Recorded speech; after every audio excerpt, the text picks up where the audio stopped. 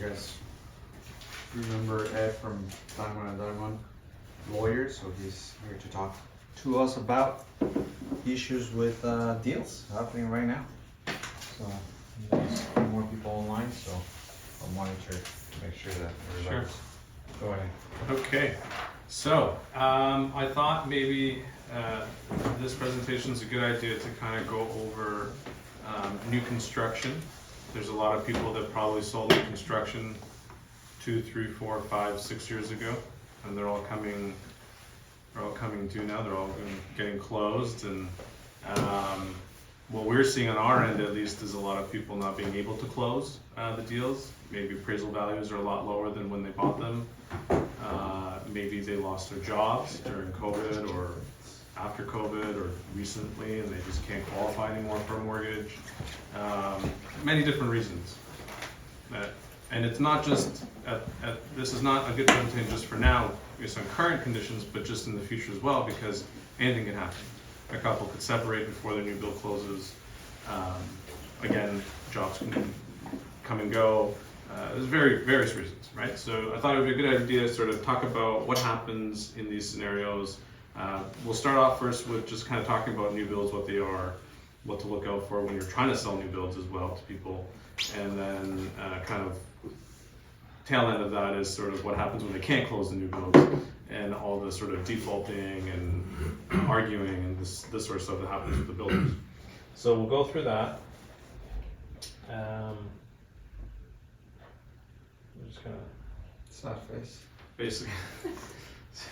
Usually everyone's happy when they go and buy it, and then when they come to the end, they're all usually very upset.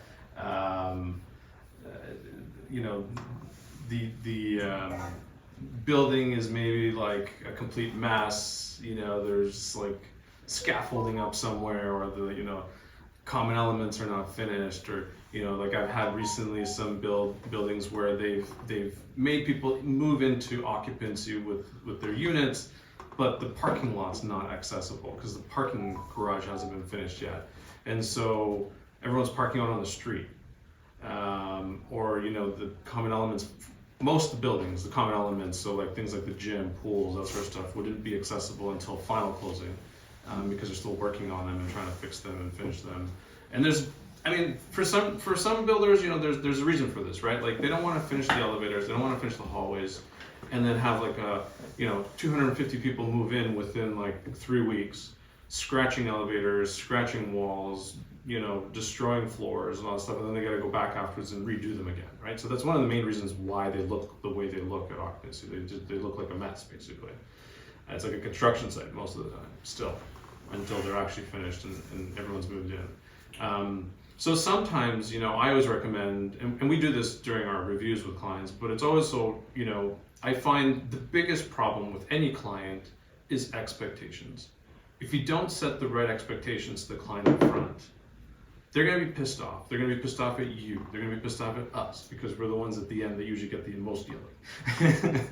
And it could be a client that you never see again afterwards because of it, right? So I think the most important thing is really setting the right expectations up front for a client and say, hey, look, new builds are not always for everybody, and these are the things you need to look out for. They're a construction site. You got to pay occupancy fees if you're buying a condo. It may not be what you expect it to be, because you're looking at it on a piece of paper. You're not actually getting to see it, touch it, feel it, look at it. It's just this random piece of paper that tells you the bedroom is, 10 feet by 10 feet. Well, does anyone really know what 10 feet by 10 feet really looks like if you've never seen what 10 feet by 10 feet really looks like? You guys go and see it every day, but they don't, right? So it's very important to kind of explain to them, these are sort of some of the things you should be looking out for, right? And then hopefully they'll be happy at the end of it. I find some clients are still not happy because, I had one guy yesterday, actually, we signed with him, first time buying a condo, but he's bought multiple houses prior to that. Like he's an older guy, separated, bought his house after separation, first one, decided to buy a new build, never bought a new build before, ever.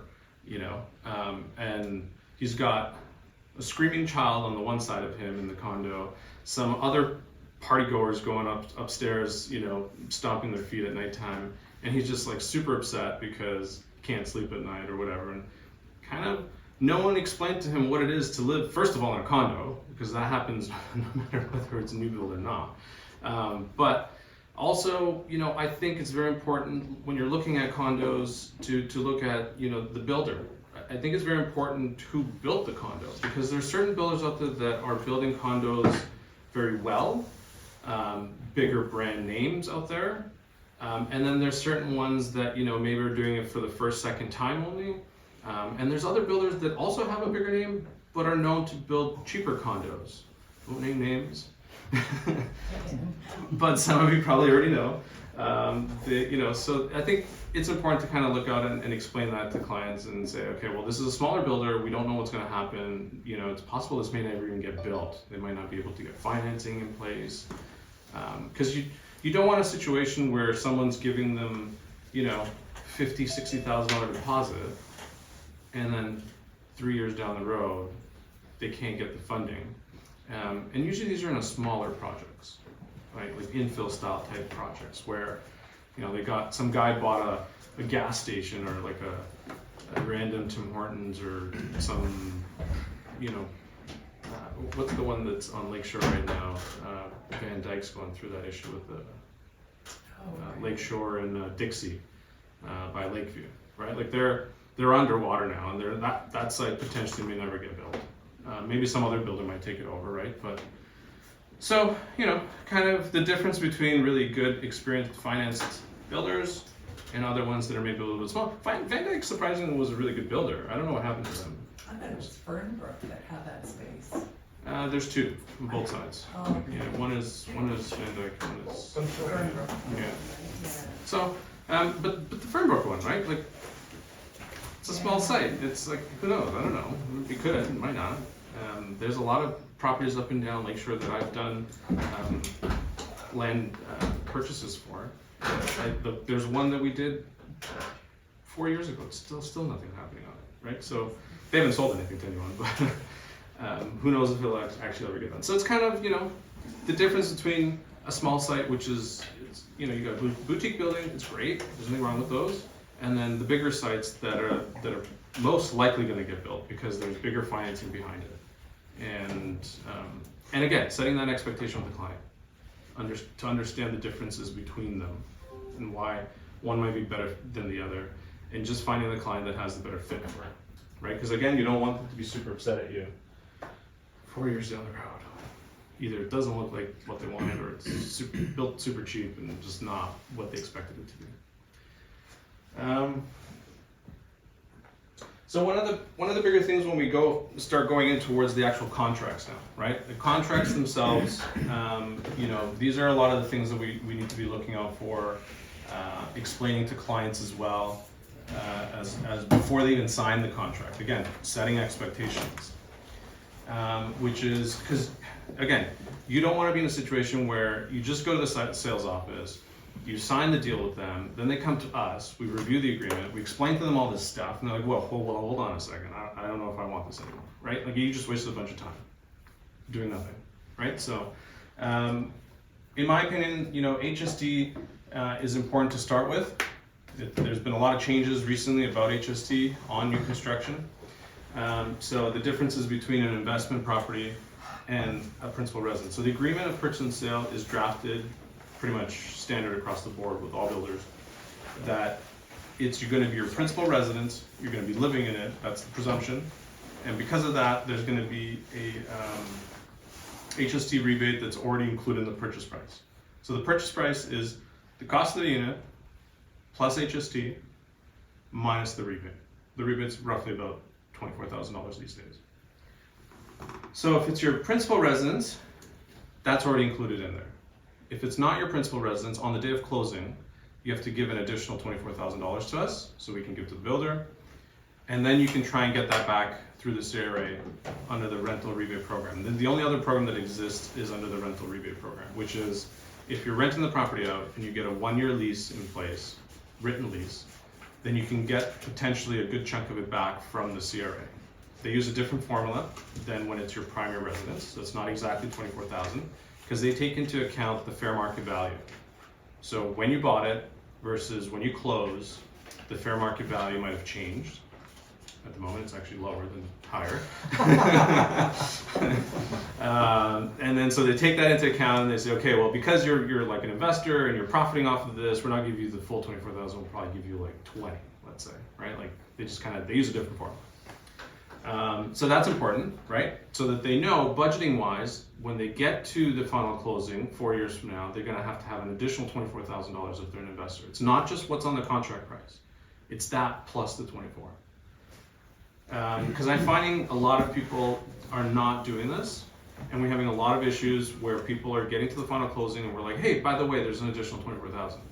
And they're like, well, I didn't budget for this, so I don't have it, so what are we going to do? And I'm like, well, we can't close the deal. And you're going to lose your deposits, and that's kind of the end of it for you. And they're like, okay, well, and then they go scrambling trying to figure it out, and they're mad at everybody, right? So that's important. I think it's very important also to mention to them what occupancy fees are. When you're buying a condo, occupancy fees essentially are from the period when they give you occupancy to final closing. They call it, I don't know, I think a lot of agents call this phantom mortgages. I don't know why it's called a phantom mortgage. The word mortgages sounds weird in there. What is it again? It's basically an interest component on the balance due, which is governed by the Condo Act. Essentially, the interest rate is the Bank of Canada's prime lending rate plus 2%. That's the maximum builders can charge, and of course they're going to charge the maximum, whatever they can charge, right? So that, like at the moment, it's like, I don't know, 6.3%, almost 7% basically. Sorry, give me 1 second. I thought I put this on mute, and this law firm will not stop calling me.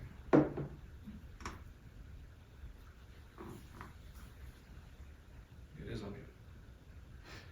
I don't understand. So it's that interest rate on the balance due, so it's whatever the purchase price is minus the deposit, okay? They calculate an interest component there and they charge that on a monthly basis. On top of that, they add the estimated taxes. Taxes are estimated at 1% of the actual contract price, which is high typically for Toronto. If you're outside of Toronto, maybe it's reasonable, but for Toronto it's a bit high. And then they also charge the monthly maintenance fees. So, you know, if they put 20% down on $1 million condo, $800,000 times 7% annually is like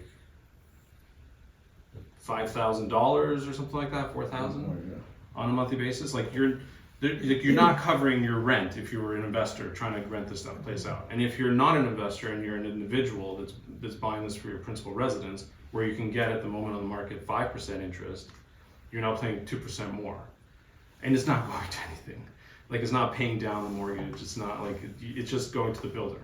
And the builder gets it and they use it to offset their own monthly mortgage payments and other payments that they have. And this is, you know, a lot of people don't realize this. We explain to them during the review period. So this is one of the reasons why it's so important to send these type of deals to us so we can explain it to them. But it's nice for, if it's a primary residence or even investor, to explain to them, hey, by the way, there's this occupancy fee. Make sure you do your math, you're okay with it. Because one day down the road, you know, anywhere between 2 months and a year, roughly, you're gonna be in this occupancy period where you're gonna be paying this money. And, you know, for most people in the past, like 3 years, you know, from like, even before COVID, but during COVID and a little bit before COVID, interest rates were super low. I mean, they were like the lowest they've ever been. And so this, because again, it was regulated by the government, the prime rate plus 2%, you know, it was like 2.5% was the max kind of that people were paying. It was great. Like people were fine with that. They were okay with it. But now people are not okay with it. So I think it's important to kind of still go through it and explain that to them. So just to summarize, you said it would be like prime plus 2 plus taxes plus maintenance. Plus taxes plus maintenance, yeah. Like it's a substantial amount of money. Oh, because I heard that the occupancy fees have gone way up, that people, when they tell them you have to occupy, they're like, I can't afford that. Yeah, they can't afford it. Some people are like, I'm not doing it. And it's like, well, if you don't do it, if you don't pay these monies, then they're going to put you in default of your agreement. They're going to lose you're going to lose your deposits again, and they can sue you for all kinds of things. Like we'll go through all that later, but like. Would the occupancy cost be greater than what you would have ended up paying on a mortgage plus your taxes? I mean, at the moment, yes, because at the moment you can get a prime rate for about 5%, roughly. Not prime rate, sorry, a fixed rate mortgage for about 5% right now. right? So if you're paying 7% to the builder, but you could have only been paying 5%. Mhm. And the 5% is when you get a mortgage, you're actually paying your mortgage down. You're paying principal down. This is just an expense. You can't even like do anything with it. On the rental side, you could probably use it as an expense, as like a business expense, right? So it does help for investors a little bit, but at the end of the day, if an investor is renting a property out for $3,000 a month, but they're paying $6,000 to the builder a month, they got to get the $3,000 from somewhere, right? And they're losing money on this investment during that period of time. So if they're looking at a short term, maybe it might not be the best investment. If they're looking at long term, maybe it's still okay. And then they're also looking at too at the values, right? Like values. Like I don't know what are the rates for condos these days? $950, $1,000. You on the resale market, people would have paid $1,300 for some of these projects, right? Like they've lost money just there alone. So the investors are the ones that are suffering at the moment. Like there's a short window, I think, at the moment where they're kind of really not happy, like really disappointed, most of them, and suffering financially. So like, I mean, some of these guys are, you know, serial investors. It's fine. They've got money. They're okay. But some of them are just regular Joes, right? They decided they're gonna buy a condo, first rental property ever, eating away at their retirement or whatever it is that, you know, money that they got savings. So I think it's important to kind of just explain it to them so that they're not coming back to you and saying, hey, you never told us about this occupancy fee that we have to pay, right? This is a lot of money. Where am I going to get this from? Mm-hmm.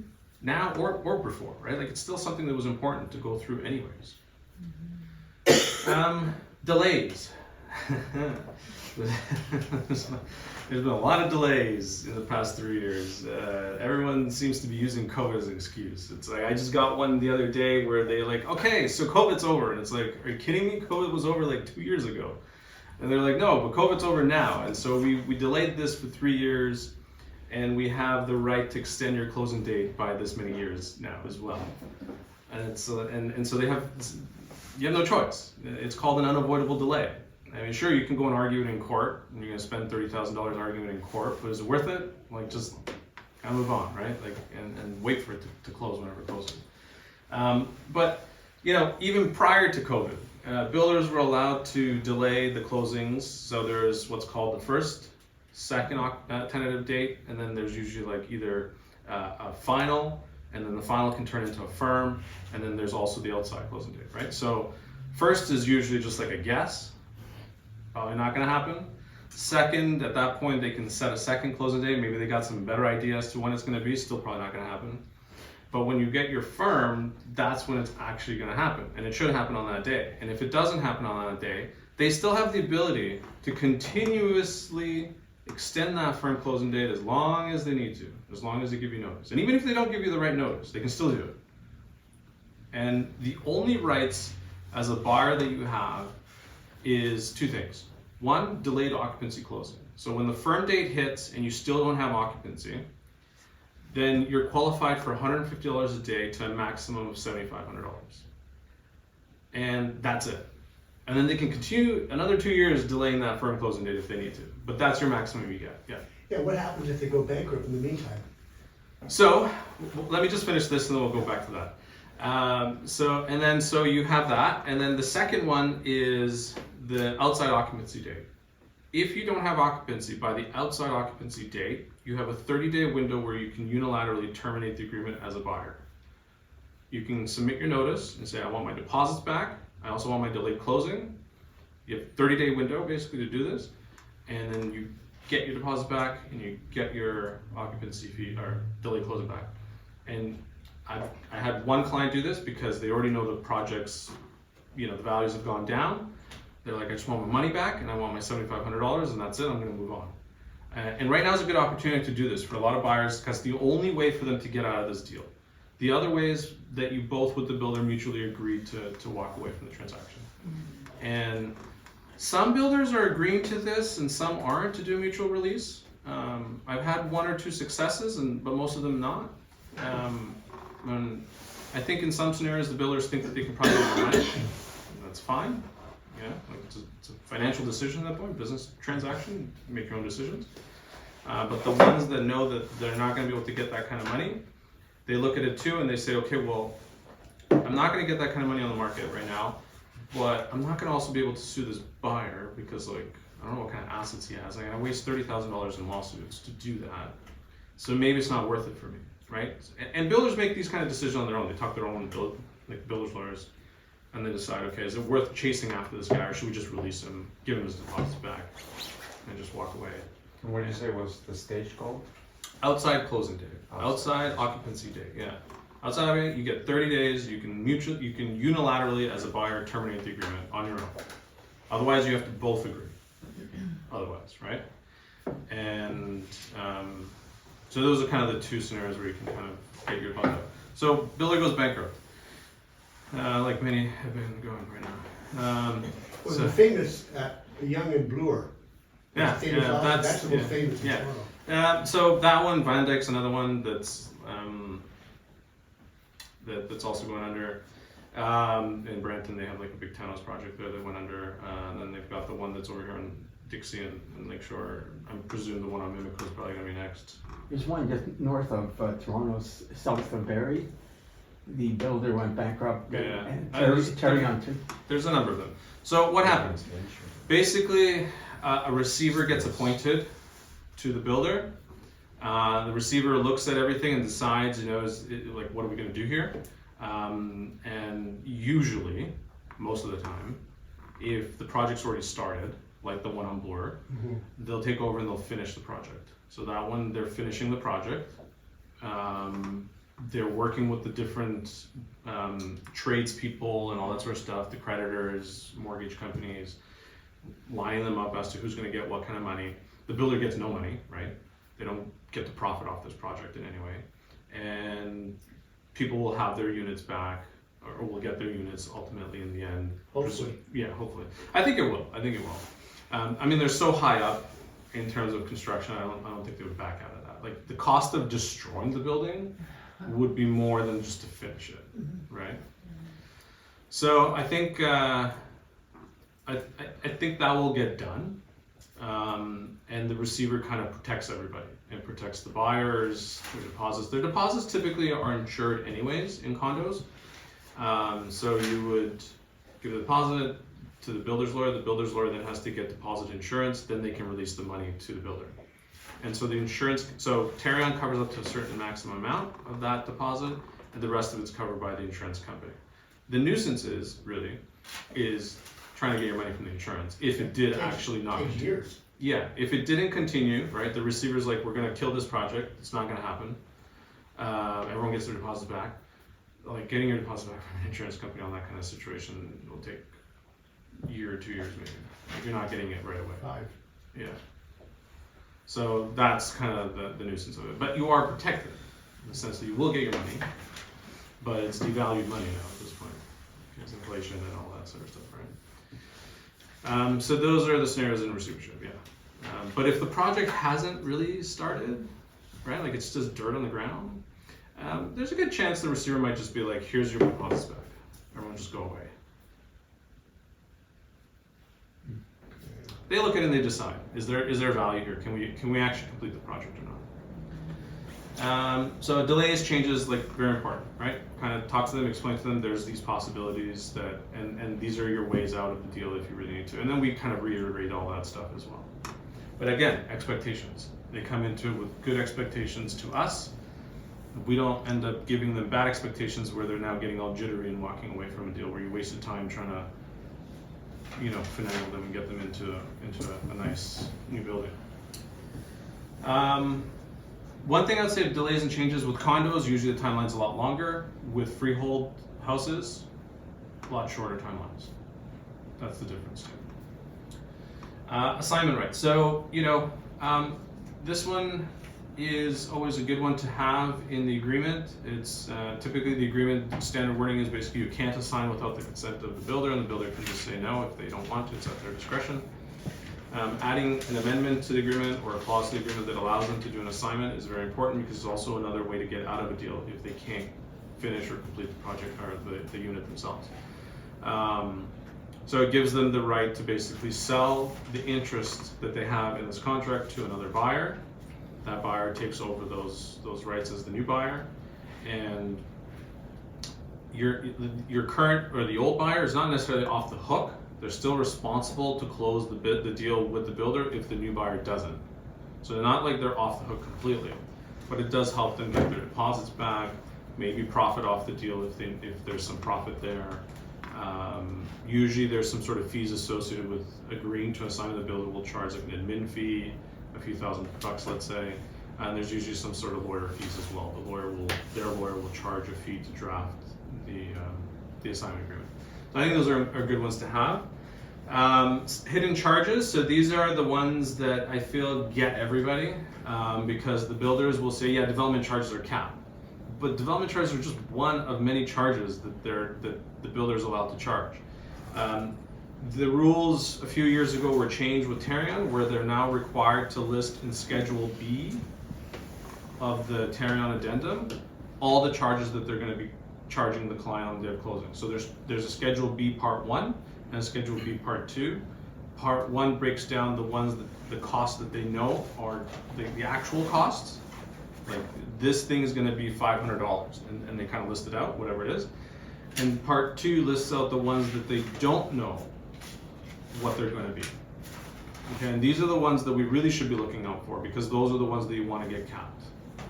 And you have to go back to them and say, hey, look, I get that your development charges are capped, but the art levies, the educational levies, the increases to development. I find this one the most, actually, because they'll cap the development charges up to the day that they got the permit. But then after the permit's obtained, if there's increases in development fees, which there usually is, those are not capped, and those you end up paying, and those could be like another $5,000, $6,000, $7,000, let's say. So it's important to kind of go through Schedule B Part 2 and see what is else in there that they haven't capped, and try and negotiate with the builder or the sales office on capping those. Have you seen like those ones part of the municipality charges that they sent later? Because I had a client that had to sell, so she started getting new assessments or So the assessments, we can't do not anything. assessment, but I guess development charges for school tax educational levies. Yeah. How are they called? So there's educational development levies, art levies, park levies. There's a new one now where, because of COVID, they basically are allowed to increase the cost of construction. Like, the cost of this building is going to cost us $50,000 more, so we're going to charge you $50,000 more. That might change a little bit now because there was a scandal in Toronto that they got. A whistleblower said that 80% of those charges, especially the park charges, were going to general expenses. So they were not being used for. This Olivia Child's new rules, yeah. So they were not being used to build anything. They were just going to the state. Yeah. So They're still in contracts though, so it's kind of, it's important to, maybe Toronto has different rules, right? But like 2 years from now, maybe they change the rule and the condo closes 4 years from now, right? And that clause is still there. So it's important to have them in there. Some builders just won't agree to anything. They'll be like, look, we're not paying for anything. You pay for it. We're just going to pay for this. This is all we're agreeing to, and that's fine. But as long as you know, right, and the client is aware that, hey, one day I might have to pay an extra like 20, 10, 15, 30, whatever it is. Like, no one knows, right? It's kind of like a guess. And for them, it could just be an investment. For them, it could just be the only property that they're able to buy. And that's totally fine as long as they know, right? And they have an expectation and they can budget for it. They can prepare themselves. I found, so the utility hookup one is an interesting one. There's a builder in sort of south central Etobicoke that built a project. He was in the news for a bit. Charged like, I don't know, $12,000, $15,000 for utility hookups. Me as a lawyer, I've been doing this for over 10 years now, and I've done thousands of new build agreements, reviewed them, and closed them. And over the years, I've never seen anything beyond maybe $2,000. And we've explained to clients over the years, like, they don't want to cap this, but like realistically speaking, can't be more than like $2,000-$3,000. And then these guys come back, but you told us $3,000, and I was 12, and I'm like, yeah, I know, but like, I don't know what to tell you. Like, that's part of the risk of not having a cap, right? So I look at it as, it's a smaller project. The cost of the hookup is the same as a much bigger project potentially, depending on what had to happen. And it is what it is. So it's kind of important to kind of go through and explain that to them as well. I've sort of changed the way I explain things to clients too now because of these things. It doesn't happen often, but there was 2 builders that kind of did this. And then negotiations of amendments. These are kind of what we were talking about, changing the agreement a little bit to add these assignment rights and caps and all these sort of things. We usually recommend certain things to be done as part of our review. We'll say we recommend you do X, Y, and Z, and then we'll go. They'll probably go back to the sales team and say, hey, can we get this done? They'll come back and because every builder is different. Some builders want to deal with it on their own, and some builders want it sent off to their lawyer. And so what I usually do is I'll say, okay, go back to your realtor, see if we can get it done through the sales team. If they want us to send a letter to the lawyer, we'll send a letter to the lawyer. First go through that route, and then come back to us and we'll send a letter to the lawyer. And we're involved in helping with those negotiations at that point through the lawyers. But we can't reach directly out to the builder. We have to reach out to their lawyer. But I find sometimes it's easier to negotiate through the sales team to get things done. With lawyers, from one lawyer to another lawyer, it's like butting heads. You're not going to get anything done very fast or reasonably. So it's always trying to get the realtors involved in the negotiations, because you guys are the ones that can kind of massage the other sales team a little bit. When you're doing these negotiations at the beginning, because right now assignments are a huge thing because it tells you can't advertise on the MLS. And are you able to switch some of those agreements? I haven't seen anyone agree to that, but that's a very standard thing that builders want. They don't want to compete against you in any units that they have left over that they need to sell themselves. Yeah. There are other.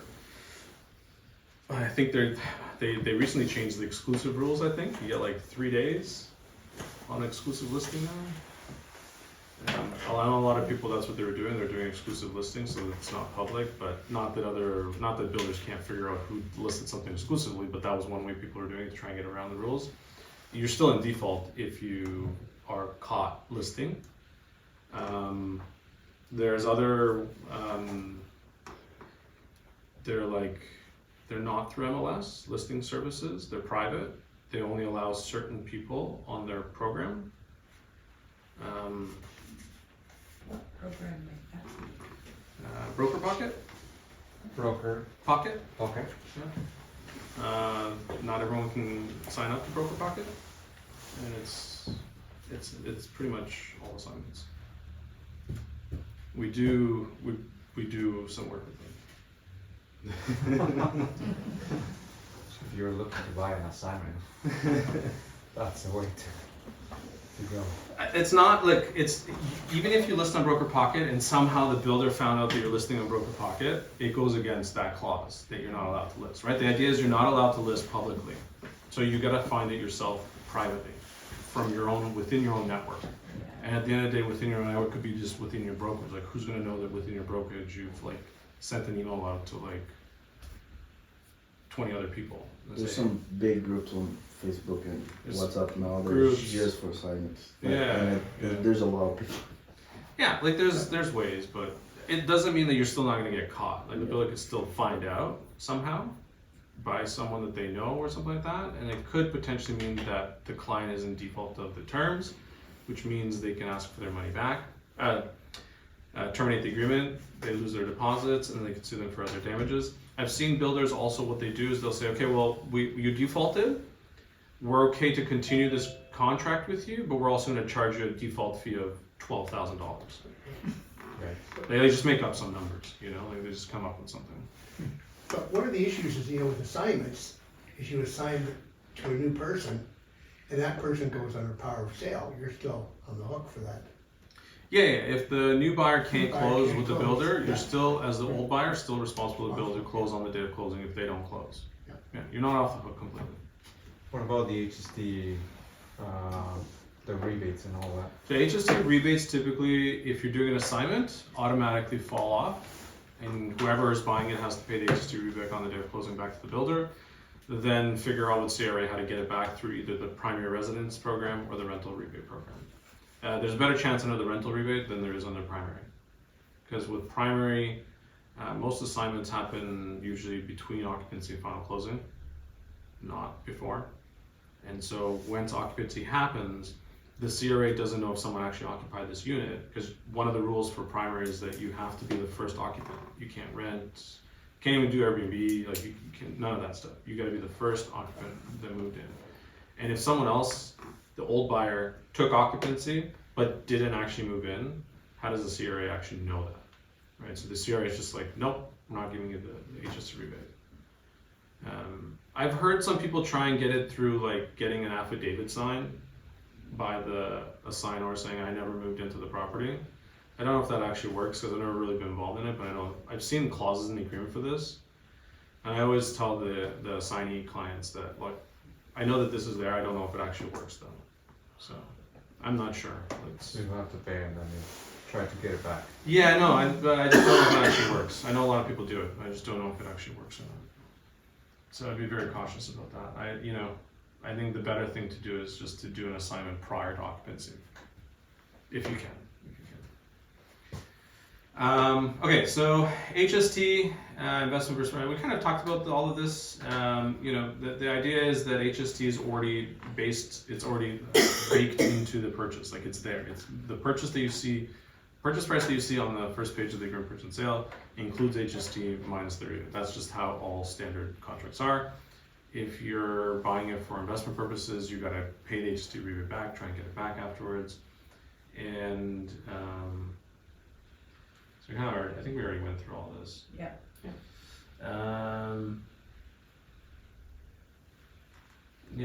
Don't do the Airbnb. The CRA is just weird. I was talking about the occupancy. If you're trying to do an assignment during occupancy, you're just not gonna get this. The closing percentage was normally, because when you take a client over there, they tell you, well, closing is gonna be about 5% of the actual value. Is that like a real number? Or it's just It's all caution? it's all over the place. Yeah, it's like a standard, sure, maybe to give you a budgeting guide. We'll look at when we're reviewing our agreement with the clients. I'll look at the different clauses, and I'll just I'll say like budget anywhere between like $20,000 to maybe over $40,000 extra. It also depends on the size of the unit. Right? If it's a big penthouse, probably development fees are going to be a lot more than a one-bedroom 550 square foot unit, right? There's vast difference between the two. Do you find that the cities take a long time to register the condo courts, or sometimes? Yeah. I mean, part of it too is not just the city. Part of it is just the bill of finishing it, right? Because they got to finish certain things to allow the city to then go back in and say, okay, we're going to allow you to register this now. It's not just about the city. There's a combination of the two. And it's hard to say. I mean, like a small building could take 1 to 2 months. A big building could take a lot longer. Usually big buildings are a lot longer because they kind of occupy them in stages. They'll do like 2-3 floors at a time this week, and then the next week or 2 weeks from now they'll do another 2-3 floors, and then the following week. So it could take like 6, 7, 8 weeks before the whole place is actually occupied. And then they start worrying about finishing, completing things, and then actually getting into final closing. So you could be 8 months down the road by the time you actually get to final closing. It just really depends. Townhouse projects are usually the fastest. Once everyone's in it, they're in. It's nothing to do. They're usually like 2-3 months, if that sometimes. I've had ones where it's like, they tell us in advance, like, by the way, we're gonna occupy it this week, and 2 weeks from now we're gonna do final closing, just so you know. And people are getting themselves ready to like do the final closing at that point. Those are small projects though. Those are like 20, 30 units or something like that. So occupancies, fees, we kind of touched on that. There's we kind of already talked about all this stuff. Just don't spend on finishing upgrades, rentals. Yeah, so the idea with occupancy is it's not your unit. Okay, so it's the builder's unit. You don't own it. You're essentially renting it from them. So you can't just go in and be like, I don't like the kitchen. I'm gonna go and finish. I'm gonna hire some guy. They're gonna come put a nice new kitchen in for me. it's not your unit until final closing. You can't do that, right? Because if something happens, maybe there's a flood in the building and something gets damaged, they're gonna force you to put the old kitchen back in. You know, anything could happen. Anything could happen to the building. It's new, you know, fires, floods, all that stuff. You know, they're still trying to figure out how the thing functions. So it's important not to make any changes. You can't just go around starting to paint things, and you know, like I always recommend you wait until final closing. And then the only one that I think is reasonable is putting up blinds. Obviously, like if you need blinds, curtains, whatever it is, that's kind of reasonable. That's okay. Again, usually you should be asking for consent to do that, but I wouldn't really do it. If I bought it, I probably wouldn't do it, knowing the risk, right? Like they could come back and tell me to take it down and whatever. I always recommend during occupancy as well, if there's some sort of damages, like you damage something, like a hole in the wall or whatever the case is, you put a new fixture, or you didn't like the old fixture, you put your own new fixture in. Always get the builders, contractors to do it, because whatever it is that they're doing it, the builder's doing it, not you. And what I've seen in the past is someone did something big, they did some sort of like big repair, something happened, and the builder turns around after, so they hire their own contractor, they finished it, fixed it, and then a few months later something else happened, nothing related to that thing, but like whatever, stove wasn't working. They're like, yeah, but you touched this electrical over here, and we don't know if it affected this electrical over there, so your tear-on warranty is void now, right? And so it's important to do everything through the builder. If something breaks, go to the builder and say, hey, this is broken, I need you guys to help me fix it. I fixed it, I broke it, I'll pay for it. You gotta do it though. And if they tell you, no, we're not gonna do it, hire your own contractor, that's fine, because now you have it in record, in writing. Always get it in writing in an email, saying that you told me to go and hire my own contractor and it was okay for me to do this, right? So I want my term, like the idea is not to void your tear-on warranty, right? Get them to fix it. Usually they will agree, and it'll cost you more money than if you were to hire your own people, but at least you know your tear-on warranty is not void, because the tear-on is the most important thing. That's why you bought a new build. You bought a new build because you have a warranty. Otherwise you would have bought a resale somewhere. And you know, the first year is the most important part of a tear-on warranty, because they cover almost everything. Second year, this kind of starts to fall off with like certain things that they're not covering, and after the second year, they pretty much cover nothing. But you know, it's important not to avoid that warranty. You're also paying for it on the closing costs. There's like $1,000 fee for it, $1,300 or whatever it is. So yeah, so that's the idea. Don't spend money on finishings, upgrades. Also, they're very expensive through the builders. Like you can probably get them cheaper somewhere else afterwards. I had some lady, she paid like $60,000 for some upgrades on the kitchen cabinet doors, and it's like not even worth it. Like you get a whole new kitchen for that. Why would you do that? So yeah, I always find some realtors, they actually want to go with their clients to their selection finishes and all that stuff, and they help them with the designs. And not to say everyone should do that, but some people do that. And there was this lady that picked green tiles and green something else, and it was like, that's cool today, but like next year green's not going to be in anymore. So you know, it's kind of making the right decision on finishes, you know, for whatever future purposes they have of the unit, right? We already talked about what you pay during occupancy. Have you heard about the Mike Holmes situation where they're tearing down some homes? Yeah. And he advertised them, but I guess they're going to be rebuilding them because they had the current warranty, you know, and the whole place was a complete disaster. Yeah. Some of them are, the houses are being torn down. It was a Mike Holmes approved project. Mike Holmes owned the house at the very beginning, and then he sold it. So he's getting sued as well. Well, Mike Holmes at the end of the day was just a marketing thing, right? Like it's not like they were any better than any other, like it was just a home inspection business, like Amerispec. So different. It's the same thing. They just had a really good brand, they did a really good job with branding. Not anymore, because they're everywhere, even on like nothing brand, so it's. No, that's He okay. approved They're just- everybody just to make money, and now It's not that they're better than other home inspectors. It's just a branding thing, really. The Kind of shot himself in the expensive. foot in a way by Yeah. doing that, trying to market perfection when it's a used home. Like you never know what's underneath there. You gotta open up walls to figure out what's underneath there. No one's gonna do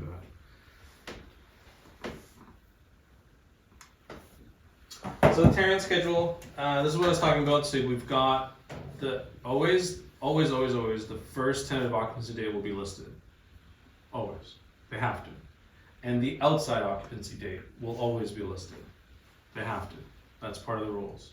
What you won't have is in between. The second, the final tentative, the firm closing, those typically will not be listed if the project is really far out. Right? With condos, typically you see that. With freeholds, like townhouse projects, new build homes, that sort of stuff, usually they'll have all of this filled out because they can pretty much guess how long it's going to take them to build a home. There are specific notice requirements to change the first tentative date to a second, and then final, and then firm. If they don't follow the notice periods, the idea is that if you don't follow the second, it turns into a final, and if you don't then send the proper notice from final to firm, it just automatically turns to the firm date. That's all that does. And from the firm date, if you remember, that's when you qualify for the delayed closing compensation, is from the firm date onwards. Right? Hi, this is Cassie calling from 2240 Lecture Development Management. How are you? Because one of my residents, they're wondering if How many builders go bankrupt before they finish the project? I mean, I can't say a lot, but There's a lot. at the moment there is. At the moment, because of the way the market's gone. But, if you asked me that question maybe 8 years ago, I would have said none, because the market was so great.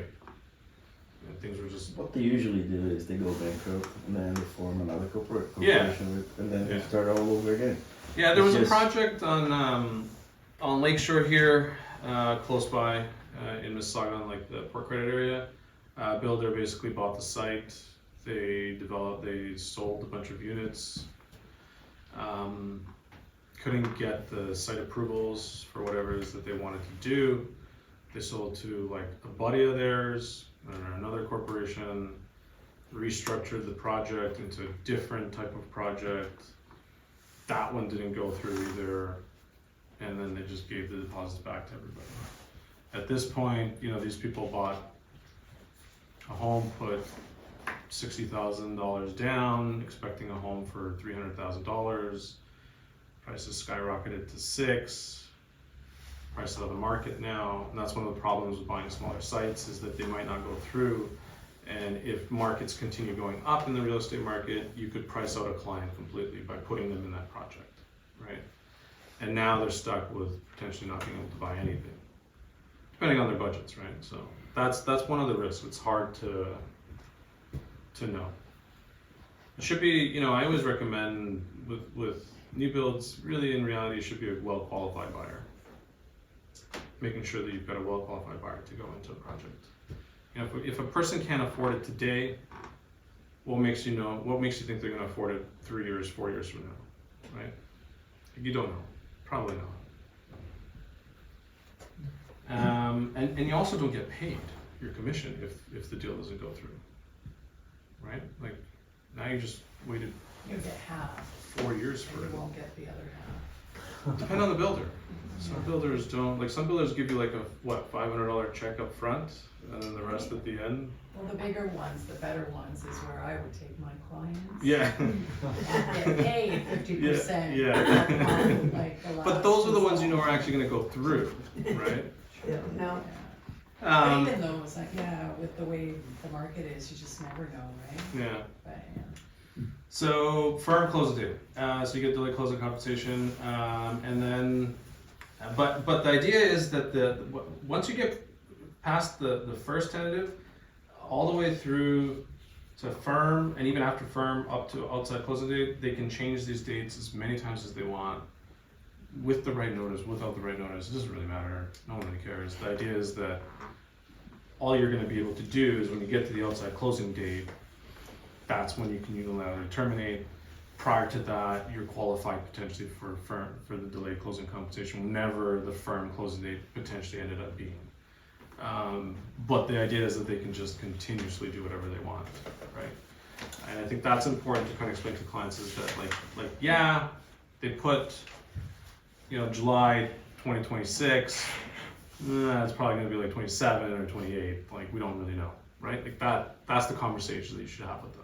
Is there a limit for the outside one when they forecast it? Yeah. Is it like Yeah. I don't know what the exact requirements for it, but it's always a requirement. I don't know the timeline between the two. I think it's like a year max or something like that. But I'm not 100% sure. I don't know.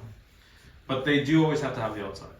And it's important because that's when you know that you have a 30-day window to terminate, get your deposits back, and then also get delayed closing compensation. It's funny, I actually used this clause back in 2014 when the market was going crazy. And I said to the client, I'm like, are you sure you want to do this? There's no way that you can find someone else to take over this contract for you. Maybe look at an assignment or something. He's like, no, I want my money back. I need it. And I was like, okay. And they got it. I've been using it now too, right now, for some people that just can't qualify. And they've got the ability to do it. There's some people that are still not at that window yet, but chances are the project's not going to get occupied by then. So they now just have to sit there and wait for the next year. Hopefully we can use it a year from now to terminate and get their money back.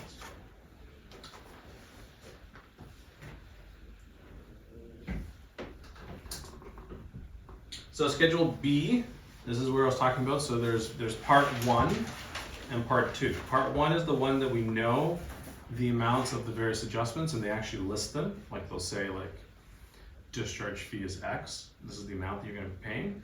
These are cool. Very nice to know. These are the ones part 2 are the ones that we have no clue what they're going to be when the day comes.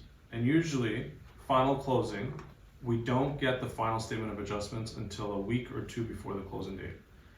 So if the client's not aware of an extra $30,000 in adjustments and they don't have the money, now they got a week and a half to figure it out.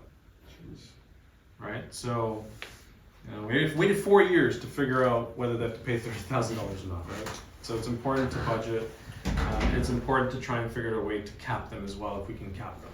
Okay, I think capping adjustments, as many of them as you can in this Schedule B here is important. And whatever you can't cap, you just got to figure out on your own whether you can afford it later down the road. And you know they're pretty like self-explanatory when you read through them. You'll see them. Development fees, educational levies, park levies, art levies. These are the ones that are the important ones because those are the ones that are usually bigger. A lot more in part 2 than part 1. Yeah. Oh, there's always more in part 2 than there's in part 1. Yeah. There's certain ones that you can't do anything about. So like HST related adjustments, they're not going to cap that. It's just your responsibility as a buyer to pay the HST rebate if you're not qualified for it. That's obvious. Legal fees. So if you're in default, there's usually lists here of legal fees are $4.50 an hour because we have to send you default notices, etc. Like, you're not going to get that cap. No, one good one actually to talk about now actually is extension costs. Many clients, they get to the end, they can't qualify, they can't get a mortgage, they need an extra week or 2 to get their mortgage finalized. Because what happens is builders will notify them, oh, by the way, in 30 days, your final closing is going to be happening and you're going to get a notice from your lawyer, or in 20 days. And so they now go running, scrambling, trying to get a mortgage in like 2 weeks, right? So they usually need like an extra week or 2 to kind of finalize the terms of the mortgage. We have to ask for extension. Sometimes they'll list in here the costs of that extension. So it'll be like $300 a day, $150 a day, plus some sort of admin fee, legal fee. Usually legal fee is like $1,000, plus $200 a day. It can add up very quickly to a few $1,000. So you're not going to get that cap. Like, there's no way to cap that.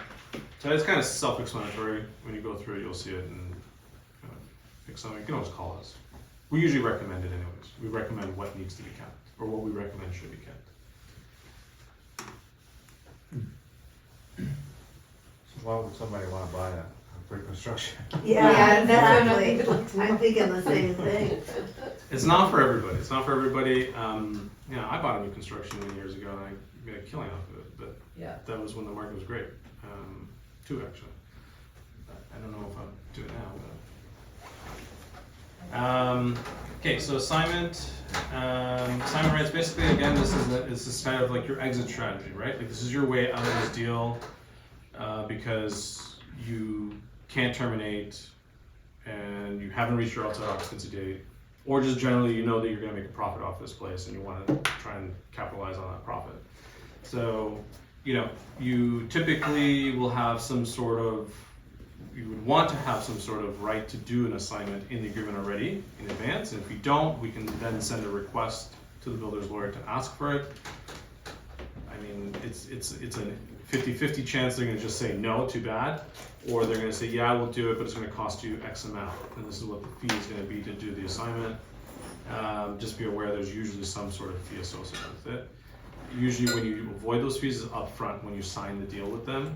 The builder sometimes will have some sort of incentive and say, well, we're not gonna charge you for an assignment, but there'll be the lawyer fee that you gotta pay, which is whatever, $1,500 or whatever it is. So very important to kind of think about this in advance when you go in to sign your deal with your clients at the sales office, not 3 years from now. Because it's a lot harder to get the assignment 3 years from now agreed to, and it's gonna cost them a lot more than if you can negotiate it in upfront.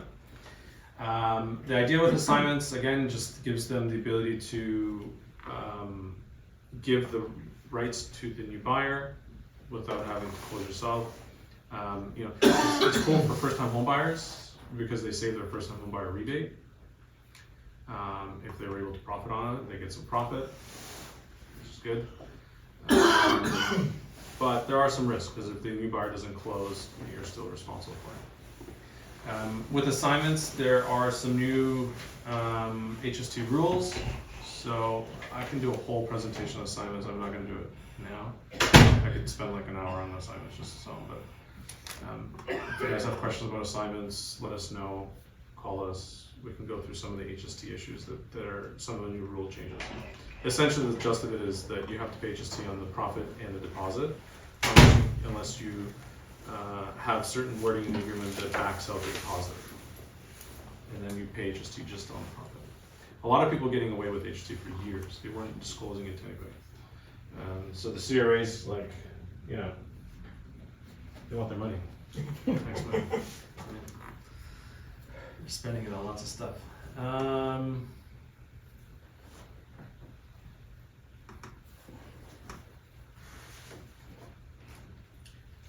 Yeah, so it's just basically, you know, it's part of negotiation. New builds are a big negotiation. There's a lot to negotiate. You know, market kind of determines the price.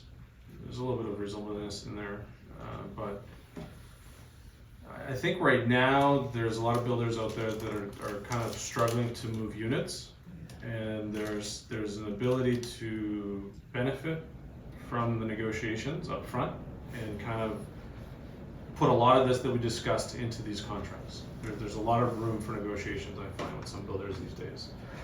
I feel like every other day I'm getting some sort of email blast from some guy that's like, I got this great incentive program.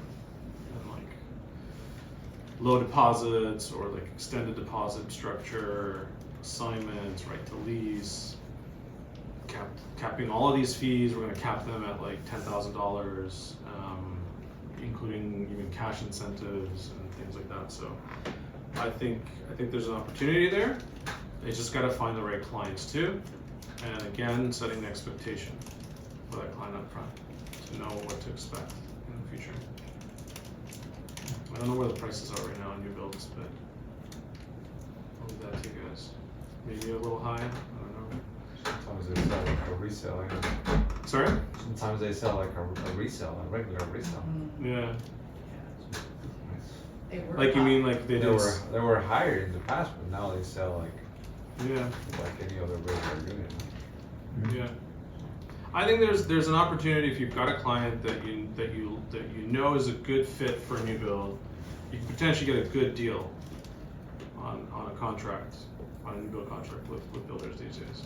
Is the cooling off period still 10 days? Yeah. Right. So a cooling off period, basically once you sign it, you have 10 days to review that agreement, decide whether you want to go ahead with it or not, and if you don't do anything, then it just goes firm, it's binding. And it's 10 calendar days, not business days.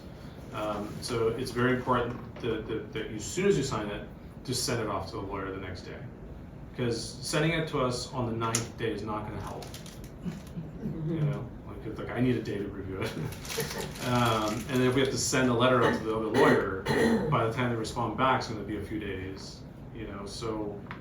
And that's for all home types, I think. Doesn't matter if it's Right. new build, condo, freehold, townhouse, all that stuff. Pottles. Does everyone know what a pottle is? No. Pottle? Parcel of tied land. Oh, right. It's basically, I don't know, maybe that's what I call it, pottle. Basically, you know, you got like a freehold unit, but it's attached to some sort of condo corporation. It could be the road, it's a townhouse with a road that's shared. I've seen freehold houses, individual detached houses, and the road itself is shared by everyone. They pay for snow removal and all that stuff. That's called a parcel of tied land as part of a condo. With condos, sorry, back to the 10 days. With condos, you get the 10 days. With freeholds, you do not get the 10 days. You have to put a review term in the contract. Otherwise, it's automatically firm and binding without a review term. You do not get a right to. So you need to request a cooling off. You gotta as request. part of a negotiation. Yes. Only condos are covered with the 10 days. And puddles? And pottles. Because pottles are attached to a condo element of some sort. Anything that's basically governed under the Condo Act gets the 10 days. Because the Condo Act that gives the 10 days. So just keep that in mind. If you've got a freehold, you need to negotiate a review clause. I find with freeholds it's harder to get incentives with builders. Then the condos are easier to get the incentive. But the freeholds are the ones that are usually like, nah, this is what it is. Take it or leave it, kind of thing, right? Though I don't know if that's changed now. I don't know if that's changed with the market the way it is now. Might have, I don't know. I don't know if they're struggling the way they are on the condo market. No? Yeah. So, I think a lot of Toronto condos are struggling to move at the moment. I remember longer the days where you go and it's like, oh, it's sold out this weekend. That doesn't happen anymore, I feel. No. They all want to work with realtors now. They didn't used to. They do want to or they don't want to? They do want They do want to. Well, because they need to get the clients in the doors. Yeah. Before it was just kind of people just line up and it was sold that weekend. I remember I used to hang out at builders' offices. We used to have good relationships with some of the builders out there. And it was like a party. It was like hundreds of people in these places. It was crazy. That's like a ghost town in some of them. But questions? I have a question, maybe you could explain. On Kipling Avenue up towards Rathburn, a new agent put up a whole bunch of houses for sale. And he tried at all different prices, and they put them all at $1. And they all had to be sold as package. And they were obviously trying to get townhouse builders or something, because you can't put a condo there. But something like that. What is that called when they do that? It's a land assembly. Oh, that's it, okay. Yeah. Because all the signs have come down now, so I guess the guy couldn't get anyone interested. Yeah, I've had a few come across my desk recently that have fallen apart. It's interesting what's happening there. I don't know what's happening there, but like I had a few out in like the center of Toronto, not center, like Bloor West Village area, where they were like doing something similar. The builder came in and submitted an offer to like 4 or 5 different unit owners, and they all came to us and we reviewed it. And it was fine. It was conditional. And the builder didn't waive their conditions, and all the deposits got back released and kind of fell apart. It's, I don't know. I went over to take a picture of a sign so that I could give it to Carol, our office manager. And she called the agent, and she said she was from Rico. and he got all squirmy and everything. It was funny. But when I was taking the picture, one man came out, and there was 2 signs, or 3 or 4 signs on one side of his house, and maybe 4 or 5 on the other side. He came out of his house, I was taking the picture of the sign, and he goes, "Come here." And I went over and I said, "Yes." And he goes, "Don't deal with that guy. He's a crook." And he says, "I'm not selling him. My house is not being sold as part of this package, no matter what."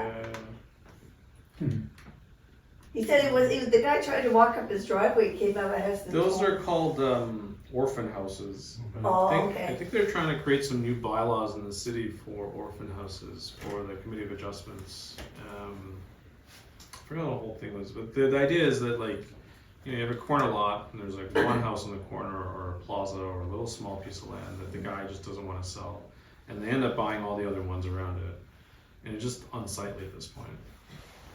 So I think they're doing something bylaw changes to not allow orphan houses, like builders that buy a bunch of land and don't buy the corner one can't build, or is it the other way around that they're gonna force them to do something with that land? I don't know, I can't remember what it was. There was some new changes coming down the road.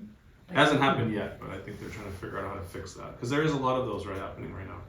In Ronsi, they did that with, what was that project called? I forgot what the project You called. said we can sue the builder and get maximum of $7,500. When can we do that? So that's the delayed occupancy compensation.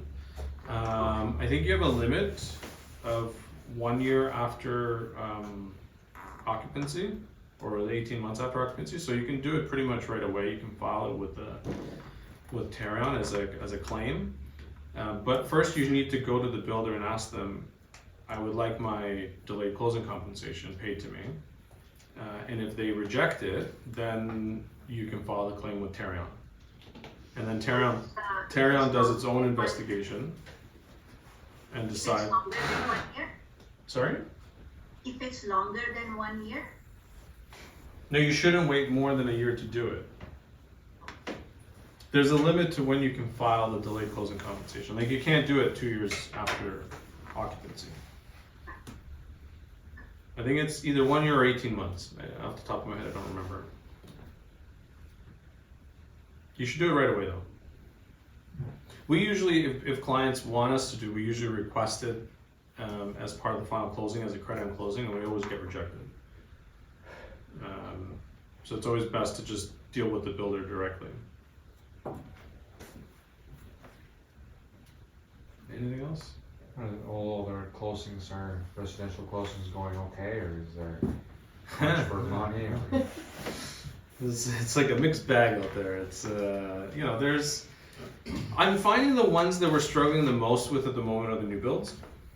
People buying many years ago, and appraisals are obviously not as good these days as maybe they would have been a few years ago. I think that's one of the problems. So they've got to figure out how to get the difference in the value. There's definitely an issue on the new build side closing. The resale side, it's okay. Like, I don't think there's many issues on the resale side that we're seeing. Once in a while you'll get someone that needs an extension, but that's been always the case. Even when the market was great, like, there's always someone that shouldn't be buying that's buying. That needs to go get a private mortgage or whatever. That happens.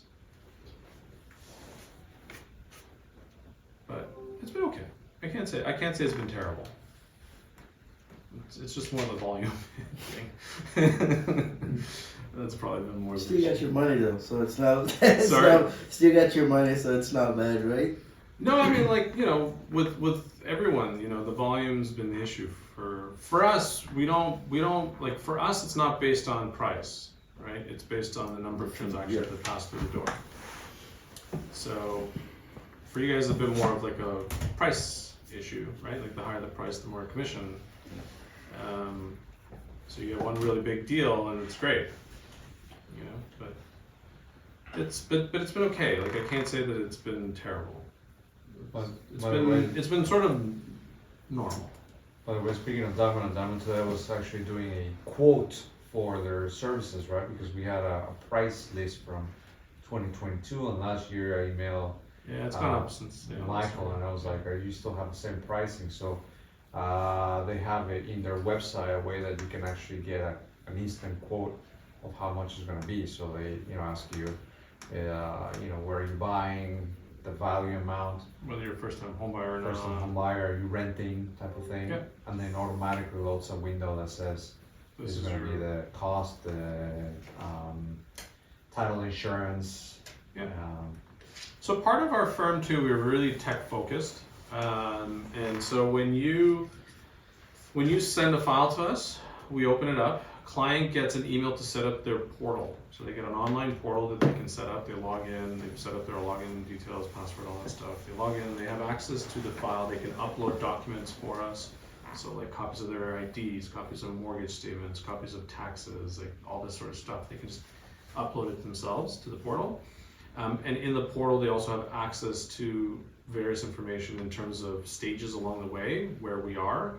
We're reviewing the file, we need your information, whatever the thing, and they get like, if you order a pizza from Domino's and it has a little thing at the top, kind of similar idea. You know where you are until you get to the closing, like your signing date, when you're signing, when you finish signing, all that sort of stuff. And the realtor gets access to some of that information as well, so you'll know when the signing appointment's been set. You know that it's in the review stage, you know that it's going to be signing on next day, and then, so you get updates along the way as well, and you can go yourself to look at the various things if you set up yourselves with us. Otherwise, all you do, if you don't have portal access, all you do is you get an email notification. So as we advance the stages, you'll get an email that says this has been completed, or this has been funded, or whatever the case is. So it depends on where the referral comes from. So if the referral comes from a mortgage broker, the mortgage broker is the one that gets that information. If the referral comes from the real estate agent, then you'll be assigned as a referral to the file. So both don't get it. We're fixing that though. We're fixing that so that both can get it. So the idea is that just have a good sort of interaction with the firm, and you don't have to worry about calling us to ask us, hey, what's going on with this file? You know what's going on because it's telling you what's going on. That's the idea of it, really.